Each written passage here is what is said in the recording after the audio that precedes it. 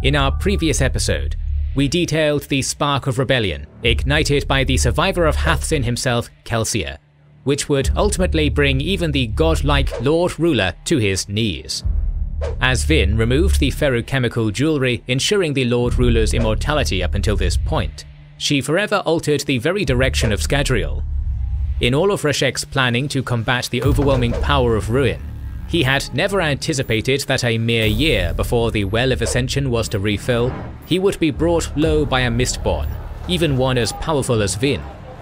With this defeat, the entirety of the Final Empire was thrown into disarray, with warlords and tyrants rushing to fill the power vacuum. Throughout this episode, we will describe this power struggle through the lens of the Siege of Luthadel, the return of the Deepness, and the refilling of the Well of Ascension. In the dying days of the Lord Ruler's dominion, a bloody revolution was waged upon the streets of Luthadel. The Scar had been persecuted and belittled for close to a millennium.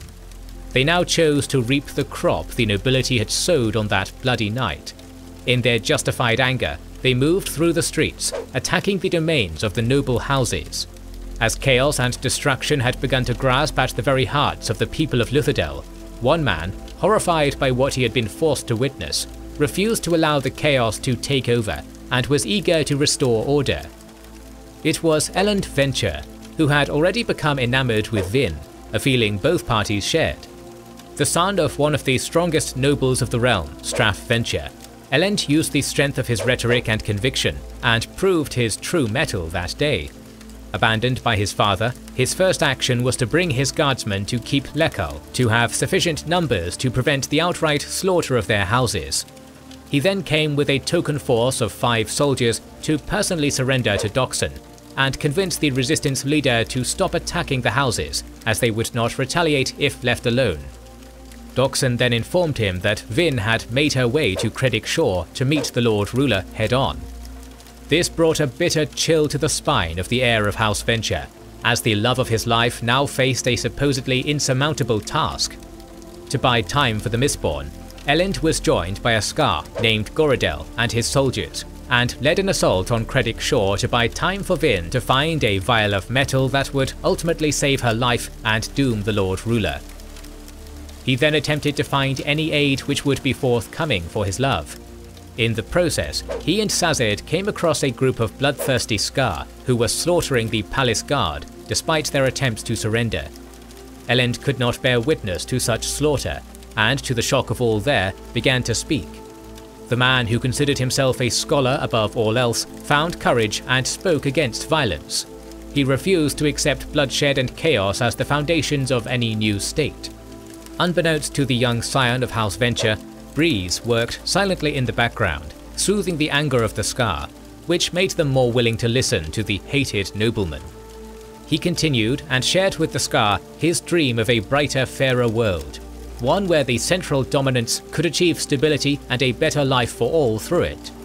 The power of his words tore through the crowd like a torrent, and the anger which had dominated the Scar up until this point was washed away by a tide of emotion as the onlookers proclaimed Elend as the first king of the central dominance.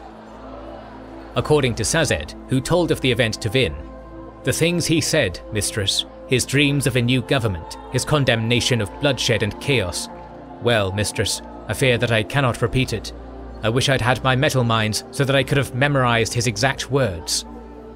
After the downfall of the Lord Ruler had been confirmed, Elend and Vin were immediately presented with positions of immense responsibility. Elend was forced to reinvent his new domain, and attempted to implement many of the philosophies his favoured literature had forwarded as being the correct basis to establish a new political entity. Vin aided in this endeavour through the moral support she provided and her more recent religious position within the Church of the Survivor. This entity filled that which had been left vacant following the deposition of the Lord Ruler and the Steel Ministry. Without a god to attach their hopes to, the Scar turned to Kelsier, who was revered as the Lord of the Mists following his seeming return from the dead. As someone closest to Kelsier, Vin was granted an exceptionally high status within the Pantheon, with his crew being viewed with a degree of religious fanaticism. All of this came to the chagrin of Sazed, who had made his way into the countryside to revive the long-dead religions of Scadrial. Yet despite his tireless efforts, the attempts at proselytizing the populace could not match the swift expansion of the Church of the Survivor within Luthadel and beyond. In his role as a keeper, Sazed continued to teach the peoples of Scadrial the long-lost knowledge which now existed only in his copper mines. While doing this, he made his way south, as that was the direction from which the rumours of the 11th metal had once reached Kelsier. However, the farther he moved from Luthadel, the more brutal and chaotic the area became.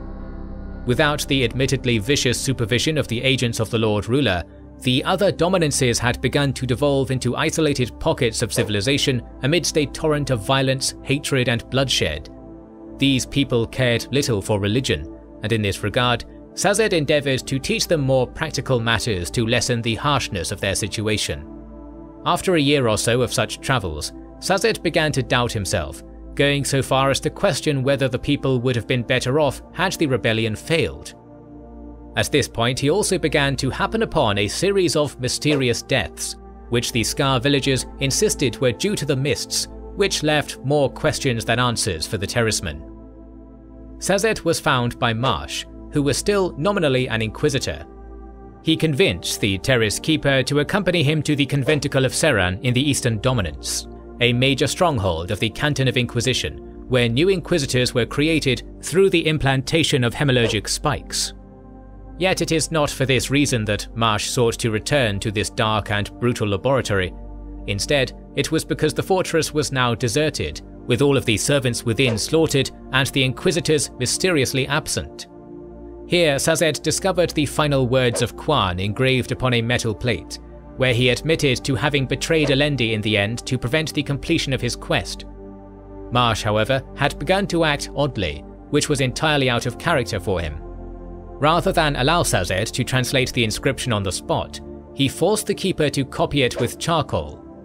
Still, getting this information motivated Sazed to return to Luthadel and begin to research the inscription. However, unbeknownst to Sazed and perhaps even Marsh, Ruin had begun to influence the Inquisitors through the hemalurgic spikes, and could now alter most of the texts which were not etched in metal. Sazed promptly left the conventicle as Marsh had now disappeared, and on his way back, came upon a village where most of the Scar had apparently died of starvation and dehydration within their homes. The single survivor claimed that the mists had continued to kill people and have ill effects on the Scar. Sazed brought the man to safety, while he further decided that his return to Luthadel must be as hasty as possible. There was more wrong with the world than the violence due to the power vacuum left in the Lord Ruler's absence. Sazed now knew that a more evil presence than bandits and warlords was at work in Scadrial. Back in Luthadel, Vin's position within the church granted Elend a degree of legitimacy as the first king of the Central Dominance. The king now believed his position to be stable enough to integrate a previously unheard of degree of democracy into the governance of the Central Dominance.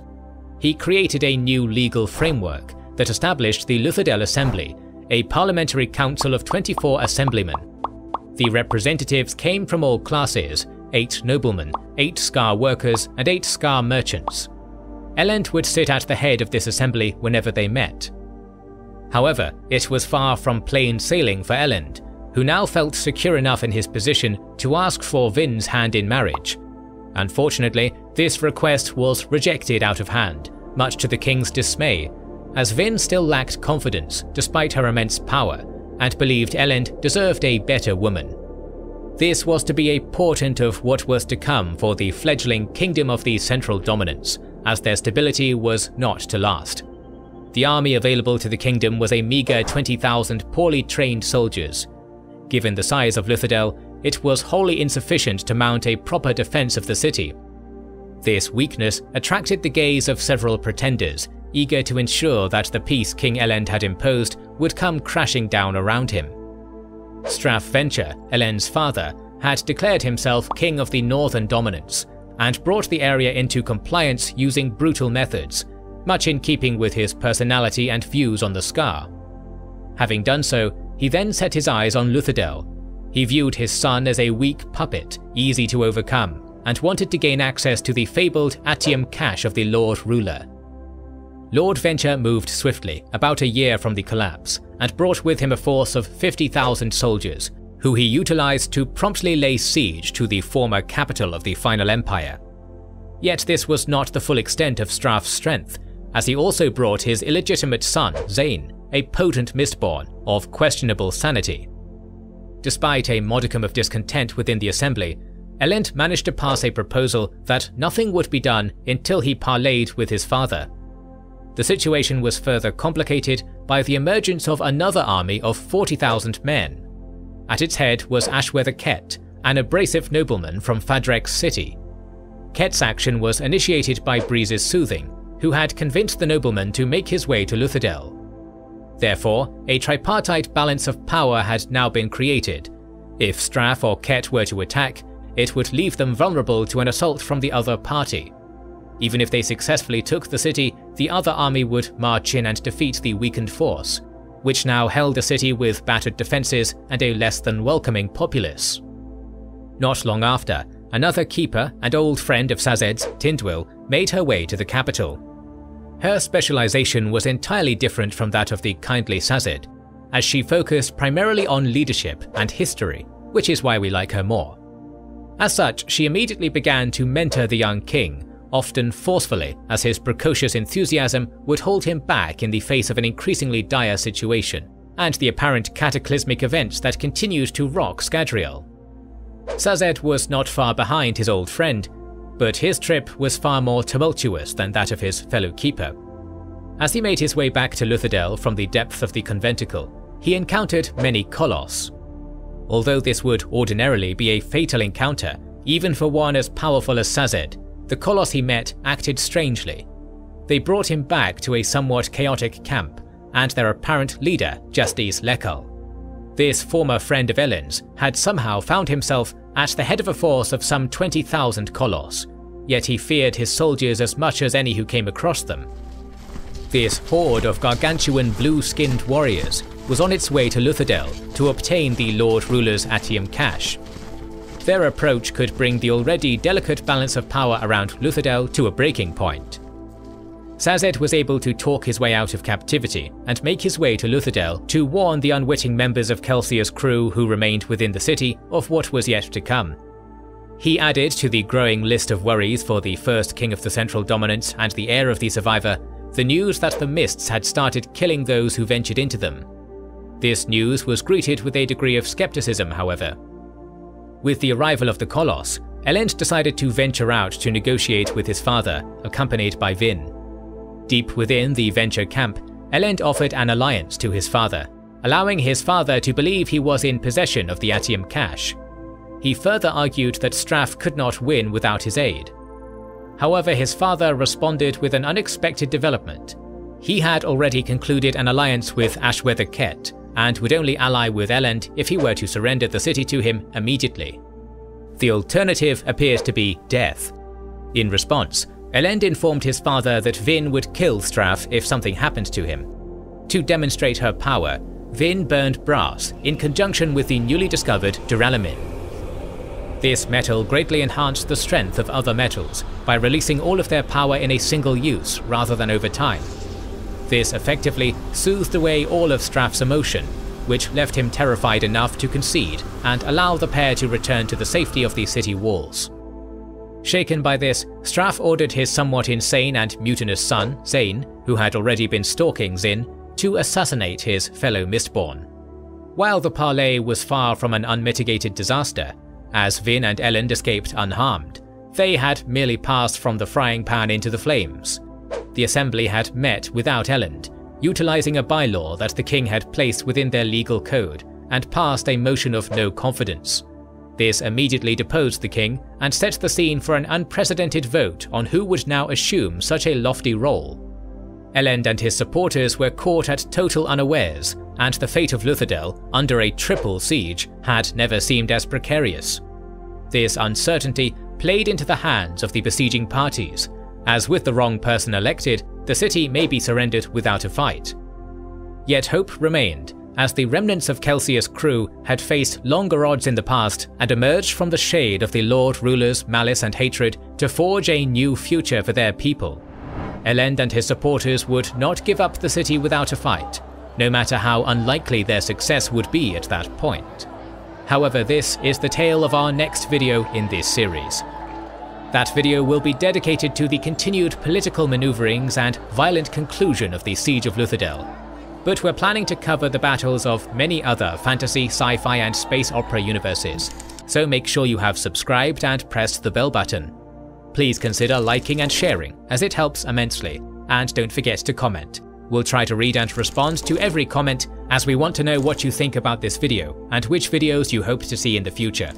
This is the Wizards and Warriors channel, and we'll catch you on the next one.